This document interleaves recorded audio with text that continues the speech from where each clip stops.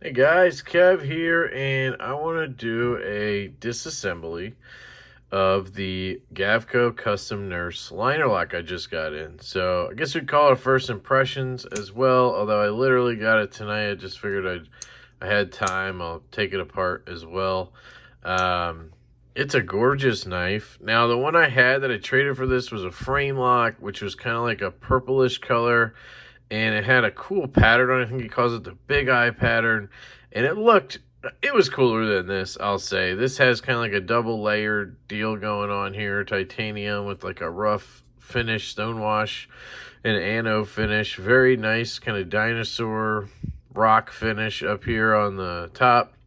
The spine, dead centered. The reason I wanted this is it's a liner lock. So biggest reasoning there is I'm left-handed, no lock bar to get in my way. And, you know, as much as I thought the clip would protect me on the frame lock version, it didn't. And this just, oh man, it feels so good. I can thumb flick it. I can do all the things I want right-handed. I'm not as good right-handed. I almost have to wrist it a little bit. Thumb flick works pretty well, but I always worry I'm touching the blade in some way. Works very well. You can see here, it's not like drop shut, but it's very smooth. Very smooth in there. I was going to see if maybe I could switch the bearings or something. We'll see. Nitro V blade on this one. I think the one I had was AEBL or something, so I kind of prefer Nitro V. I didn't know that going in, so kind of worked out for me there. I apologize to the guy I traded with. I didn't know the steel on this, but I think we came out pretty much even on that. You can see the edge is really nice on here. It's got kind of a very heavy stonewash. I like it. It's got kind of like some gold flakage going on if you see it in the light. It's kind of cool. It sparkles a little bit. I really like it. I do. Detent is, it's a little light, but it's not like bad, right? He uses this kind of like flat detent system, I think. Like he flattens the detent ball. It really kind of pops when it comes out.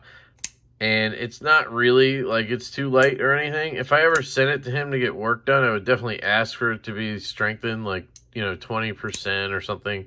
But it's not actually like an issue. Now, right-handed, I don't think it's because I'm left-handed that it flicks better. I think it's because I don't know what I'm doing. See, there you go.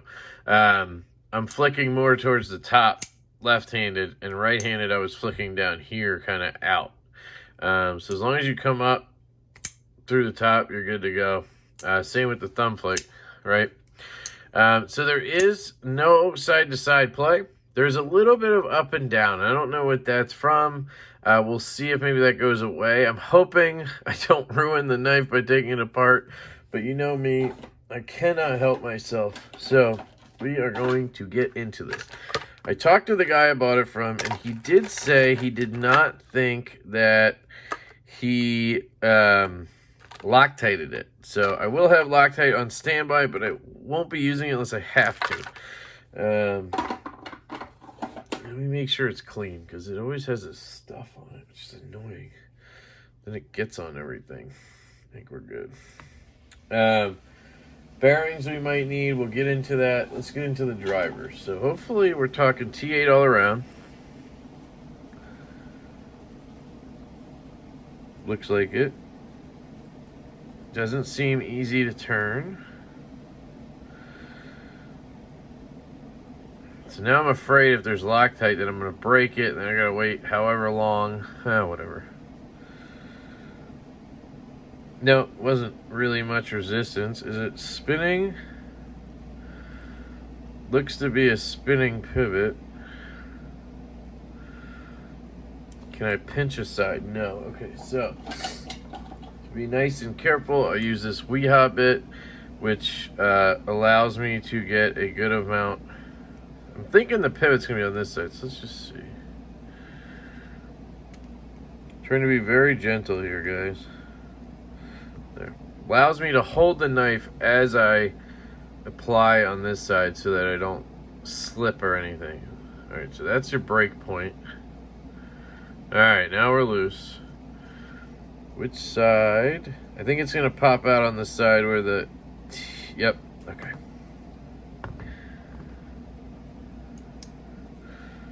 Screw is gonna pop out here.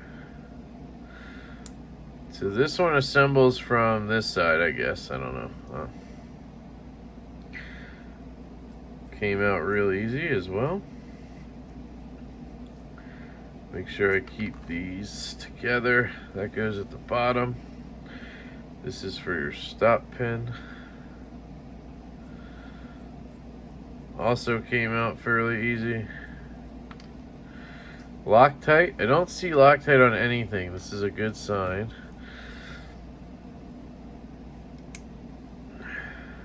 Are we missing a screw? Clip does not screw into anything, it doesn't look like. So that's interesting. So you have this layer with your clip. That's kind of cool, right? So you have that goes on there, and then you have your blade. Very interesting. Or then you have your underliner, or whatever you want to call it. I don't see any reason why it should be stuck, so I'm thinking I just need to pry it off. Which means I need to be very gentle here.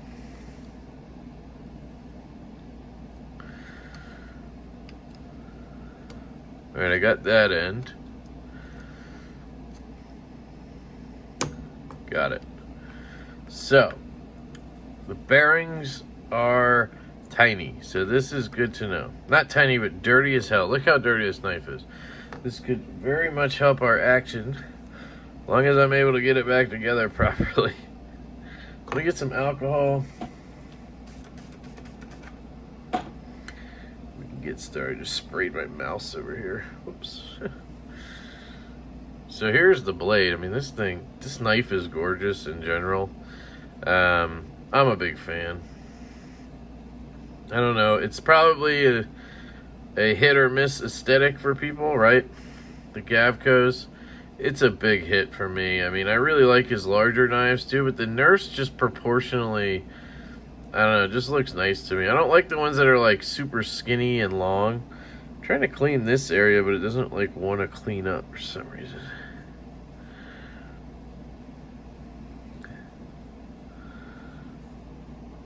So that might be machined in or something, I don't know. Everything else came right off. If I take KPL microfiber tips, these are fantastic, guys. Again, as usual, knifepivotlube.com. Check them out, guys. They're by far the best when it comes to knife maintenance stuff that I have found. I know there's other stuff out there. Just haven't found anything myself that I prefer. I've tried different oils. I've tried all that stuff. And just haven't come across anything in particular I prefer over it. So I'm going to push that pivot out a little. It doesn't look like, so it's just a spinning type pivot, seems like. There we go. Get in there. We get a fresh one. This is an expensive custom knife, so I'm just being extra careful. I think new, these go for around $850, maybe $800. Apparently the liner locks are more because they're more rare. I don't know if they're more from him. That's kind of, you know, I think they're just more on the secondary because there's less of them. But I've seen him make a few liner locks lately, so that might be changing. Make sure I clean this bearing trace. You will see those bearings were steel caged steel bearings. So swapping those out, I think, will do some good. I think they're 5mm. They could be the 3/16. So if they are 5mm, I'm going to go ahead and use my last set of Gillians. I think it might be. We have a visitor. It's a fly.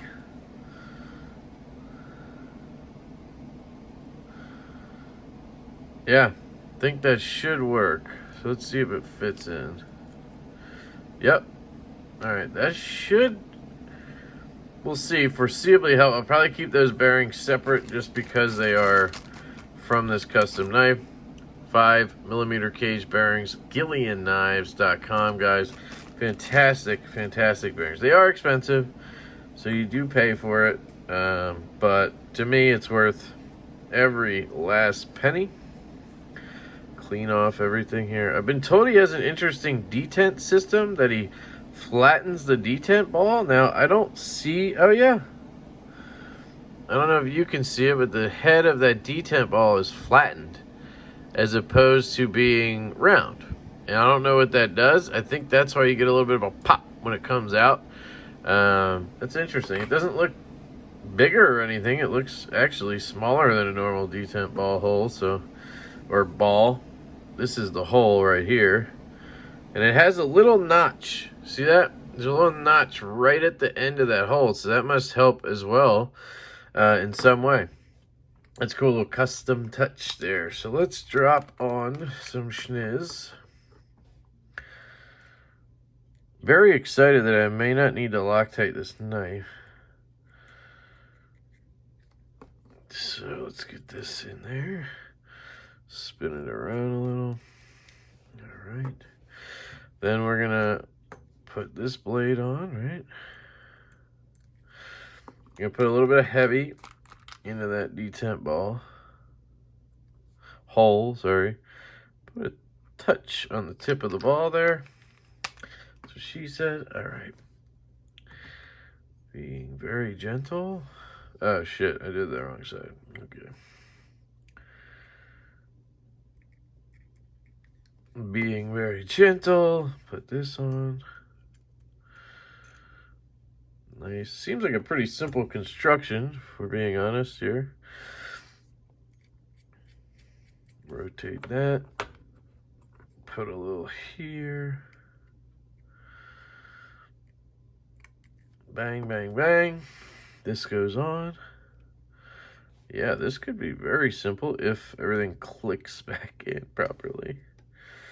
Custom knives can be finicky or they can be fantastic. So it's really just a matter of probably the maker and all of those things going together, right? I think we're good. It all seemed to pop right on. Get this guy. Wait, am I missing something? No, I'm not missing anything. Let me clean this though. Yeah, look at that schmutz. They call that schmutz in my lands. I don't know why I said lands like a douchebag, but I did. Looks like we're good. Oh, I didn't keep the screws. They're the same. That works. Okay. Okay. This is cool, guys. I think this is my first custom knife disassembly, huh? I'm gonna start catching up to NAF. I'm just kidding. There's no fucking way that's happening. I'm also not the biggest custom knife guy.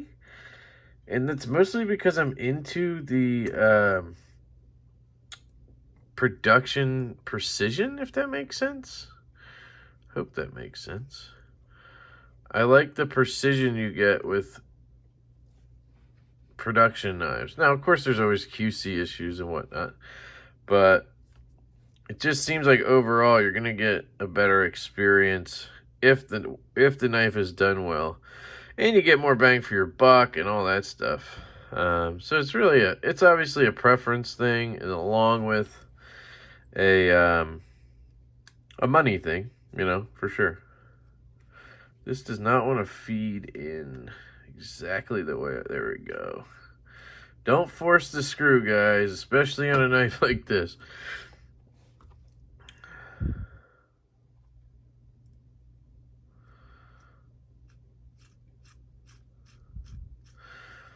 So far, so good.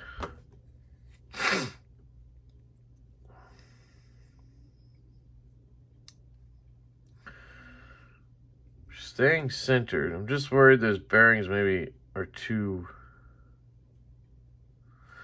Just turning till I feel resistance, really. Because I can do damage with this thing.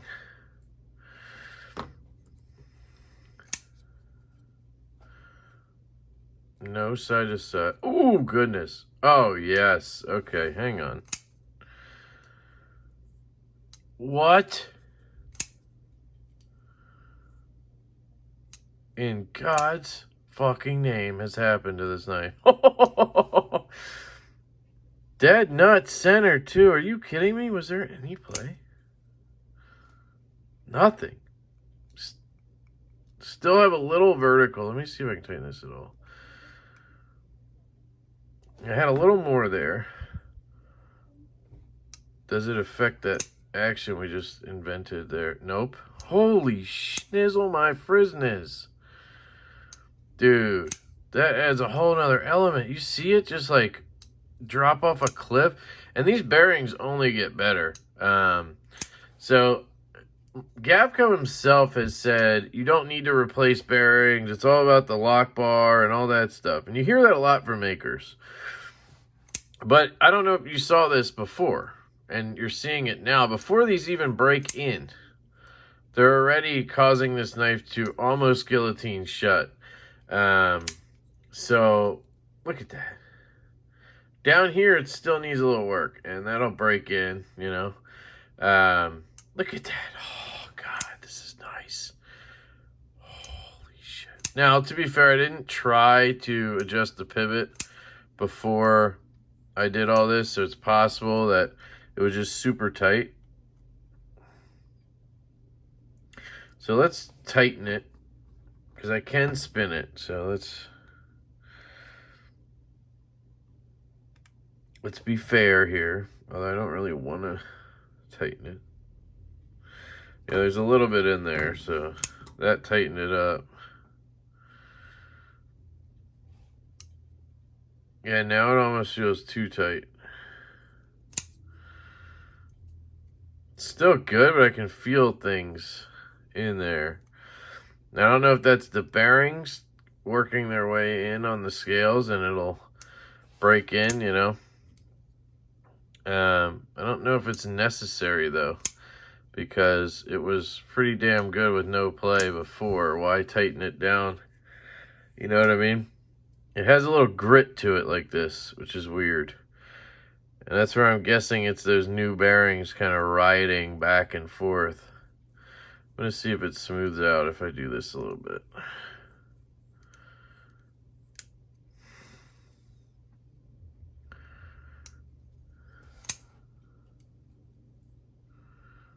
It's still dropping pretty much.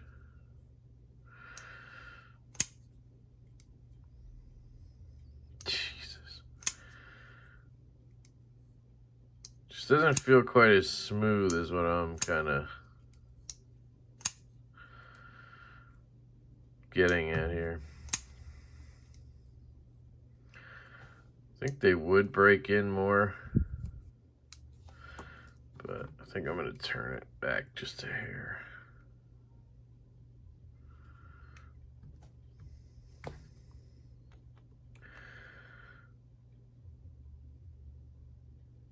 It's one of the benefits of these bearings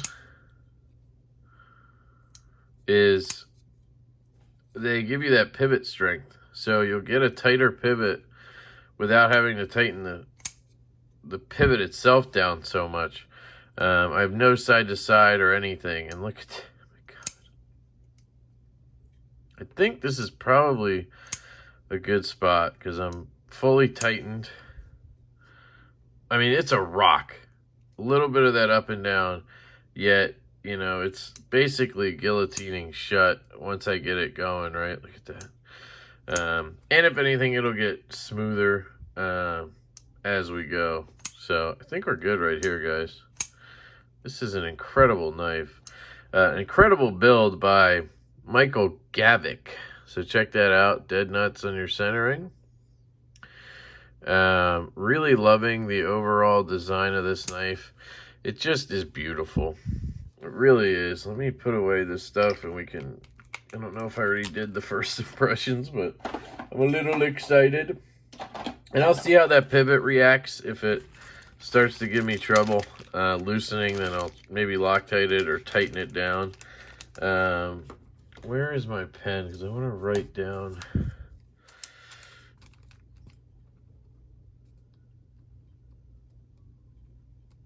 When I have a knife this expensive or whatever and I swap the bearings, I try to keep track of those bearings just in case. You never know. Or if I sell it, like when I sold my haptic, I went ahead and included the stock bearings in there. So it definitely is something you want to keep track of on a knife like that. But look at this thing. Just so ergonomically, right? Just beautiful. I would never hold it back here like this, but it fits, just fits my hand. And then when you're up in this choil, man, it is just heaven. And you have this kind of built-in jimping with this, I call it dinosaur pattern. Maybe it's like a rock scale pattern. It just feels very, very good. Cutting. So I tested it after the unboxing, and this Nitro V is ground extremely well. Keep in mind, I suck at cutting. I am the worst at cutting. There you go. Just go for it, right? So, very well ground, very well done. Now, I can't say if, this hole would cause troubles in a certain cutting type or whatever, but for me, it's just perfect. I'm going to open packages with it. If I have something I need to do with it, I am going to do it, obviously. Man, it's like a freaking... It's hard to explain. It's like a pendulum that swings down because... I don't know if it's because the blade is so much heavier. Like, it's not super thick, but it does have some weight to it. And it just, like, pendulum swings from here to here. When you give it that little kind of shake from the top, it just goes shoop, and it's like a pendulum swing. It's a very interesting feeling. And again, these bearings are just going to get better, and then it's going to be more out of control. And you saw it when I even had it looser, still with no play. It was dropping even more, almost free falling. On a knife this small, that's incredible. So I am absolutely addicted to this action right now. The clip on this is fantastic. Goes in and out of pocket great. It's long, of course, but it doesn't bother me in any way. I think I showed the knife overall. Yeah, we talked about the specs and the flex or whatever. So I did go over that stuff. Yeah, if you can't tell, I'm super excited. I'm so grateful that I found Brandon on Facebook. I posted the knife and I was going to sell it, or I would trade it for a liner lock because I'm a lefty, and he said I would trade, and I was like, yes, can't believe I found somebody, and we traded. And you know what, did he maybe get the better knife? I don't know. I think maybe I got the better steel, he got the better handle, so maybe that evens out. I think for both of us, we got the right knife because he's right-handed. He doesn't need the liner lock per se, although he may have preferred it. I don't know. But I needed that, to actually enjoy this knife, and it really is making me enjoy this knife. So anyway, I'm going to shut up now. That is my disassembly and reassembly bearing swap of the Gavko custom Nurse, guys. So thank you for tuning in for my ramblings as usual. I love you all. I hope you have an absolutely fantastic day, and I will catch you later.